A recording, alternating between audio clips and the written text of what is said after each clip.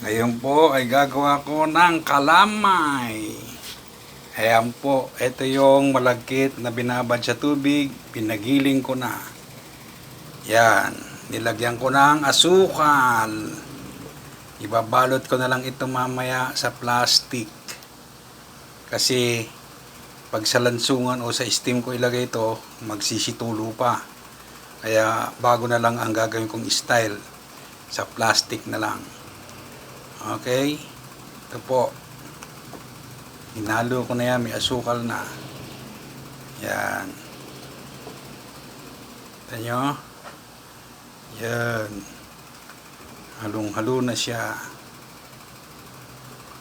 Yan po mga kapatid. Yan. Yan yung malagkit na binabad ng magdamag sa tubig.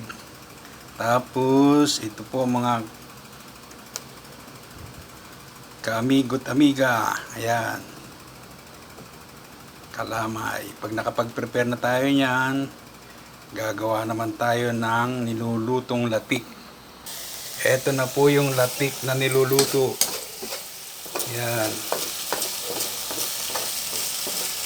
Ayan po.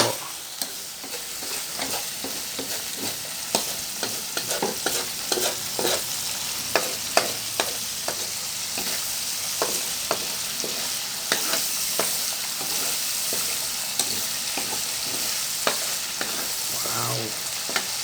Walaan lang natin ng apoy. Yan.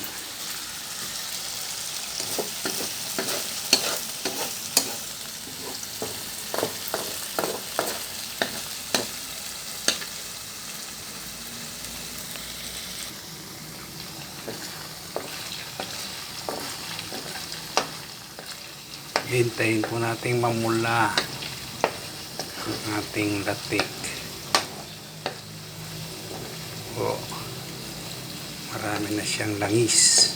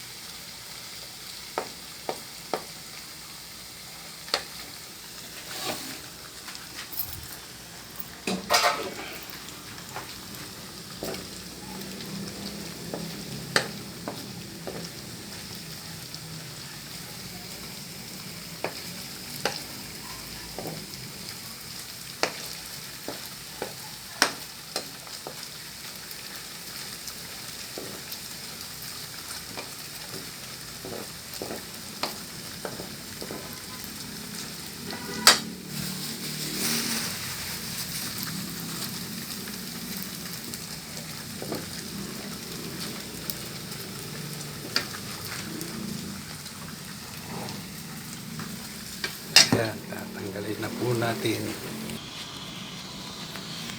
O, lalagyan natin ng langis ang plastic. Ayan po. Ayan. Para pag sinalinan natin ng galapong ano yan ay hindi siya didikit.